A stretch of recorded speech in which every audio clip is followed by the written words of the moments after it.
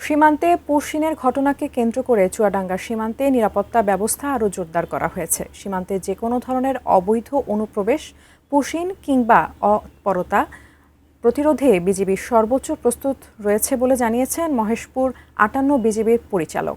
চুয়াডাঙ্গার মেদিনীপুর সীমান্ত থেকে সর্বশেষ তথ্য জানাচ্ছেন প্রতিনিধি মোহাম্মদ মিঠুন।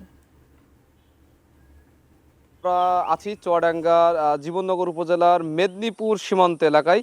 এটি আসলে ৫৮ বিজিবির অধীনস্থ। আমরা বাংলাদেশের মেদিনীপুর সীমান্ত এবং ভারতের নদিয়া জেলার কৃষ্ণগঞ্জ থানা কিন্তু ওই পাশে। আসলে আমরা যেখানে আছি এটা একেবারেই এখান থেকে সীমান্ত একেবারে সৈন্যরেখা বললেই চলে। আমরা দেখেছি যে গত কয়েকদিন ধরে চুয়াডাঙ্গা এবং ৫৮ বিজিবি যারা অধীনস্থ আছে তারা কিন্তু দিনরাত ২৪ ঘন্টা সীমান্ত পাহারা দিচ্ছেন এবং যাতে করে কোনোভাবে অনুপ্রবেশ না করতে পারে ভারতের থেকে, সেজন্য কিন্তু বিজিবি সজাগ আছে। গত ৩১ মে দর্শনা বাংলাদেশ সীমান্ত দিয়ে শিশুসহ ১০ জন নারী পুরুষকে বাংলাদেশে ঠেলে দেওয়ার অভিযোগ ওঠে ভারতীয় সীমান্ত রক্ষা বাহিনী বিএসএফের বিরুদ্ধে। পরে বিজিবি তাদেরকে আটক করে পরিচয় নিশ্চিতের পর দর্শনা থানা পুলিশের নিকট কিন্তু তাদেরকে হস্তান্তর করা হয়।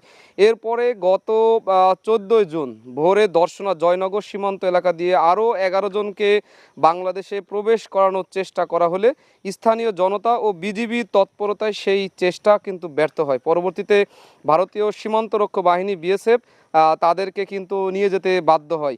তবে এসব ঘটনার পরও চুয়াডাঙ্গার সীমান্ত পরিস্থিতি শান্ত ও স্বাভাবিক রয়েছে। নিরাপত্তার কোনো ধরনের কিন্তু সন্দেহ নেই। সীমান্ত জুড়ে বাড়ানো হয়েছে টহল। সব মিলে এই ছিল আমার কাছ থেকে চুয়াডাঙ্গা সীমান্তের সর্বশেষ তথ্য।